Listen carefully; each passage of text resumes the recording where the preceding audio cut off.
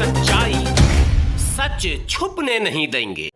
तो जब संविधान लागू हो जाएगा तो ना मूंछ रखने पे किसी को मारा जाएगा, ना घोड़ी चढ़ने पे मारा जाएगा।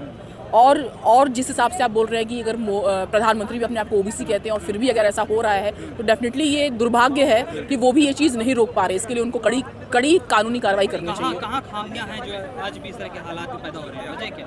देखिए, अगर प्रधानमंत्री जी ने अपने हाथ ऊपर खड़े कर दिए हैं तो मैं कौन होती हूँ बोलने वाली कि मेरे हाथ में तो ना कानून है, प्रशासन है, कुछ भी नहीं है मेरे हाथ में, मैं क्या बोलूँ। जब मोदी जी ओबीसी हैं और उसके बावजूद भी ये सारी चीज़ें हो रही हैं हम देश में कि घोड़ी चढ़ने पे, मूंछ रखने पे मारा जा रहा है और बहुजन के बच्चे अगर जो थोड़ा बहुत चले जाते हैं अच्छे एजुकेशन में पढ़ने के लिए, वहाँ पे वो मारे जाते हैं। सुसाइड जिसको कहते हैं संस्थानिक हत्याएं जो होती हैं वहाँ मारे जाते हैं। तो आखिर ये कमी है कहाँ? क्या जो हमारे प्रधानमंत्री हैं उनको अपने लोगों से कोई हमदर्दी नहीं है? क्या आपने अपने दुश्मनों को पहचान लिया कि नहीं पहचाना?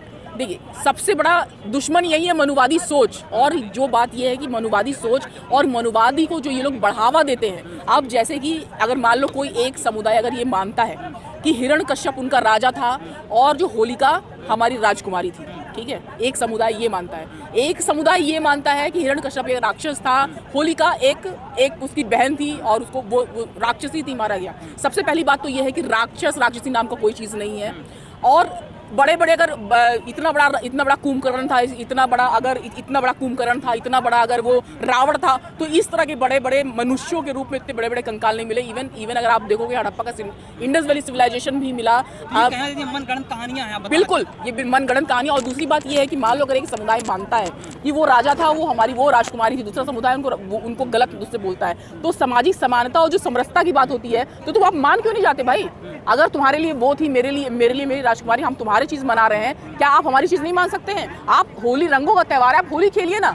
ये कहानियां और ऐसी कहानियां बनाने की क्या जरूरत है कि जो संस्कृति और सभ्यता है, कह रहे हैं ये संस्कृति है। संस्कृति की कैसी संस्कृति है? कैसी संस्कृति है जो महिलाओं को जला करके संस्कृति अपना जीवित रख रहे हैं? इससे अच्छा जलाने से बेहतर वो संस्कृति आप जला दीजिए, वो संस्कृति आप मार दीजिए। अभी एक बहन ने मनुस्मृति जलाई, उसने उसमें चिकन पकाया, सिगरेट उससे जलाई। अच्छा किया उसने, क्योंकि अभी भी आप देखोगे मनुस्मृति में पूरी की पूरी महिलाओं के लिए बहुत ही बुरा है। और इवन मनुस्मृति अगर देखा जाए, जिस हिसाब से दिलीप मंडल जी को बहुत मानती हूँ मैं, दिलीप मंडल जी ने उसमें कहा कि इवन जो बोल रहे हैं, जो शासक वर्ग जो कभी किसी टाइम में हमारे भारत पे जिन लोगों ने किया, मतलब आक्रमण किया, जीता, उसके बाद जो यहाँ के लोग थे उनको राक्षस बोल दिया और उसी चीज को वो मानते जा रहे हैं। अब ये चीजें जब बोल रहे हैं, जब यहाँ के लोग अब बोलने की स्थिति में हो गए हैं कि नहीं भाई ऐसा नहीं है, तो मान लो ना, अगर आपस में एक साथ रहना है तो। मानती कोई संस्कृति, कोई सभ्यता ये नहीं है कि कोई हिंदू था और उनके शासन में कोई राम थे और इस तरह से चलता आया है कोई सनातन।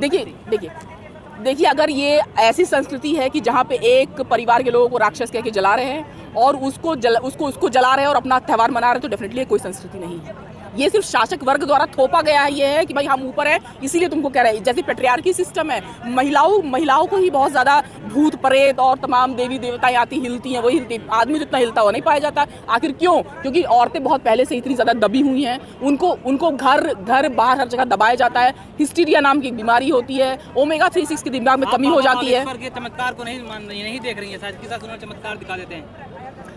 वो चमत्कार दिखाते तो अब हिंदू राष्ट्र बनाने पे आ रहा है। वो कौन सा चमत्कार है? अपने भाई का तो उसको पता नहीं रहा, अपने भाई का तो उसका पता नहीं रहा, तो भविष्य क्या होगा। जाके सिगरेट पी के उधमबाजी करता है, SC/ST एक्ट में पकड़ा गया, जेल में बंद था, तो उसको तो अपने भाई का। दिव्य पुरुष हैं, लोगों के सब कुछ बता देते हो। अब दिव्य पुरुष हैं, वो अगर बता देते हैं तो भाई मुझे लगता है अपने भाई को सबसे पहले बचाना तो उसी को, अपने भाई को ही चाहिए था ना। तो मुझे लग रहा है उसको अपना घर संभालना चाहिए, उसको प्रोजेक्ट किया जा रहा है और ये आने वाले इलेक्शन की तैयारी है 2024 की बात हो रही है। हिंदू राष्ट्र का मतलब सिर्फ यही है, वर्ण व्यवस्था लागू करना, जैसा पुराने टाइम में वर्ण व्यवस्था सारा था उसी तरह लागू करना। हिंदू राष्ट्र का कोई मतलब बना देंगे, कोई जाति नहीं होगी। तो संविधान ने तो ऐसे ही किया है, क्या दिक्कत है उनको संविधान से? संविधान पूरी तरह लागू करें ना, वैसे ही सब कुछ खत्म हो जाएगा। जाति विहीन बनाने का क्या मतलब है? जाति विहीन बनाने का मतलब यही है कि जो मान लो अभी जो शूद्र में जो कैटेगरीज हैं, ओबीसी कैटेगरीज हैं, उसके आधार पे वो अपना अधिकार मांग रहे हैं, तो जाति विहीन करके उनको फिर से शूद्र बना दिया जाएगा, एक नाम में शूद्र दे दिया जाएगा। और जो सम्मान नहीं मिलेगा। अगर सम्मान मिलना होता तो 3000 साल में सम्मान मिल गया होता, जो नहीं मिला और ना कभी मिलेगा। सम्मान सिर्फ महिलाओं को और गरीब वंचितों को संविधान ही दे सकता है और कोई भी नहीं दे सकता है, कोई भी नहीं दे सकता। जाएगा तो सब कुछ अच्छा हो जाएगा। ना तो अमीरी गरीबी नहीं होगी, देश तरक्की करेगा, देश विश्व गुरु बनेगा, राम राज्य आ जाएगा, ये तमाम भाई कितना जुमला कोई बोलेगा भाई, कितना जुमला। 15-15 लाख रुपए आने वाला था, हाँ हवाई जहाज में चलने वाला था। अब हिंदू राष्ट्र बनने से और गरीबी हटने से क्या मतलब है इस चीज़ का? गरीबी हटने से क्या? 3,000 साल में तो हिंदू राष्ट्र ही था मेरे भाई, 5,000 साल से हिंदू राष्ट्र ही था। तो उस वक्त तो इतनी ज़्यादा थी, आप पत्थर के बर्तनों में खाओ, कपड़े नहीं होते थे। अगर महिलाओं को देखो तो वो उनको अपने वक्ष ढकने की आज़ादी नहीं थी। हिंदू राष्ट्र कौन सा हिंदू राष्ट्र चाहते हैं? उस हिंदू राष्ट्र में क्या महिलाओं की आज़ादी छीन ली जाएगी क्या?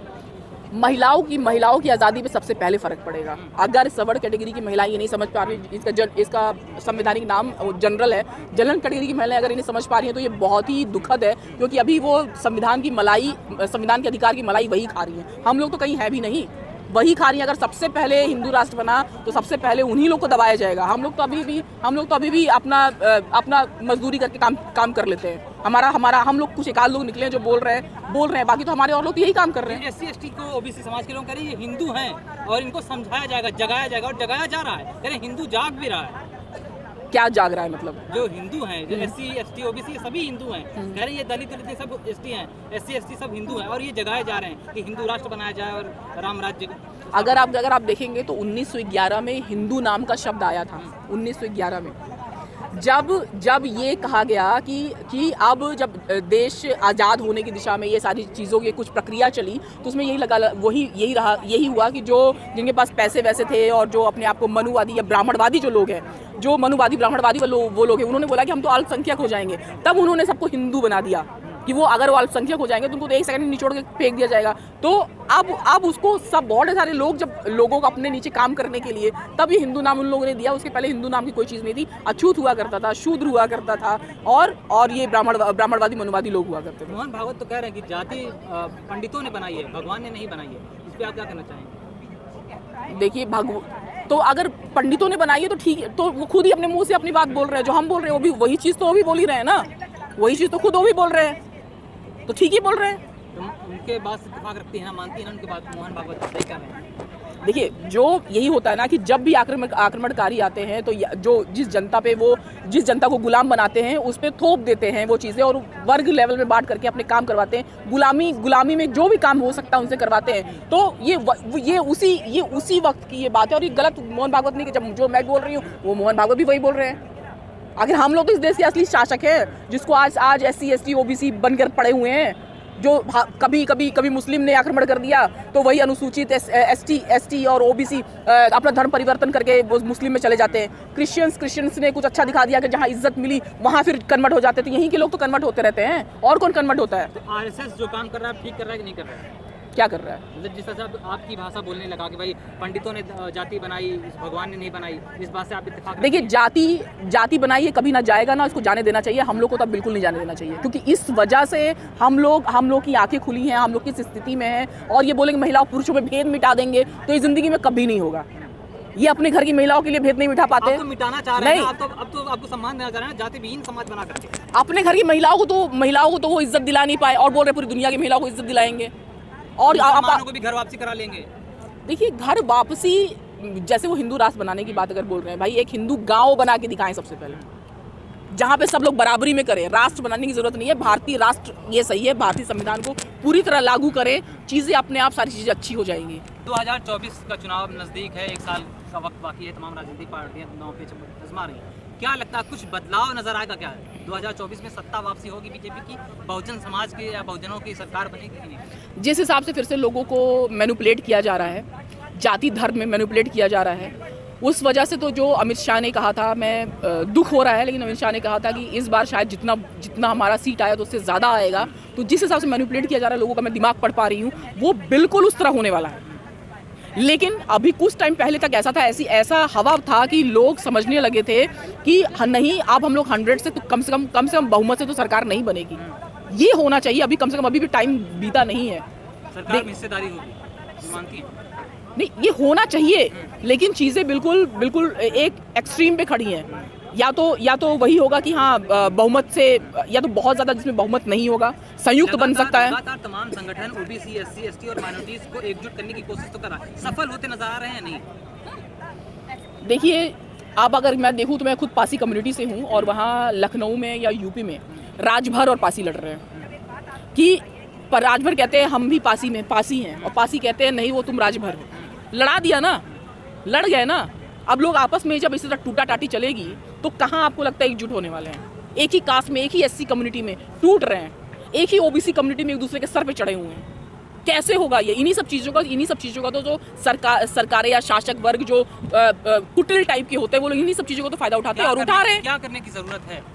देखिए, करने की यही ज़रूरत है कि सबसे बड़ी बात अपना भारतीय धर्म निभाइए, आपस में भाईचारा रखिए, समरसता रखिए, एक दूसरे के प्रति। आप अब ये देखिए कि भाई आप 3000 साल पहले तक जब तक हिंदू राष्ट्र था, 5000 साल पहले तक हिंदू राष्ट्र था, तो उस वक्त तक हम लोग की क्या स्थिति थी? बाबा साहब ने इसीलिए कहा है अपना जो इतिहास नहीं जानेगा वो कभी कुछ नहीं कर पाएगा। क्यों? इतिहास सिर्फ इसीलिए जानना है कि हम इतिहास में कैसे थे और क्यों हो गए, उस दिशा में नहीं चलना है। बल्कि जो ये शासक वर्ग है, जो सरकारें हैं, जो मनुवादी ब्राह्मणवादी लोग टाइप के लोग हैं, और ये लोग वो अपना सारा चीज़ें देखते हैं कि हम किस कुटिलता से आज तक राज कर पाए हैं और वो वही कुटिलता जारी रखते हैं।